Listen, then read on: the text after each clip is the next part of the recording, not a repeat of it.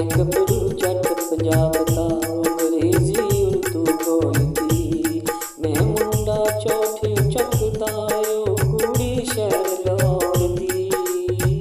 मैं गभरू जट पंजाब दा अंग्रेजी उर्दू बोलदी। रोज़ प्यारे मामे नाल सजनों लड़दी रहिंदी ए। तेनू उहदे नाल विआउणा हर वाले मैनू कहंदी ए। रोज़ प्यारे मामे नाल सजनों लड़दी रहिंदी ए। तेनू उहदे नाल विआउणा हर वाले मैनू कहंदी ए। ओनू इन्नी गल समझावो, ओनू इन्नी गल समझावो, ओने मेरे जोड़दी। मैं गभरू जट पंजाब दा अंग्रेजी उर्दू बोलदी।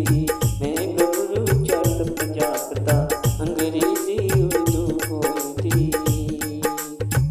भोले भाले मुखड़े यारो दिलां ते तीर चलाउंदे ने।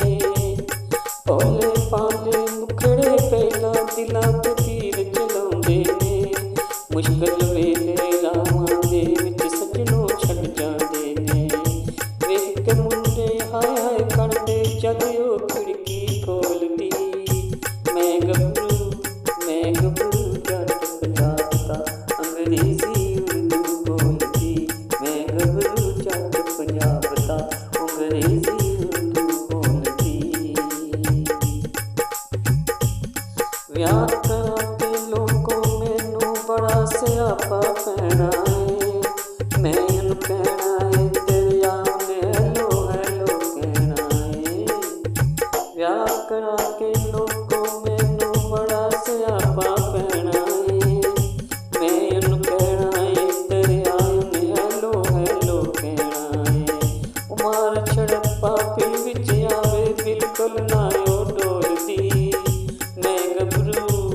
मैं गभरू जट पंजाब दा अंग्रेजी उर्दू बोलदी।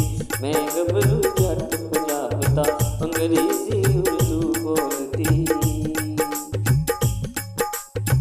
कद तक लिखदा रहेगा राशिद शायरी दौर दियां गल्लां। उच्चा नीवां थां ना वेखण तेज पानी दियां छल्लां। कद तक लिखदा रहेगा राशिद शायरी दौर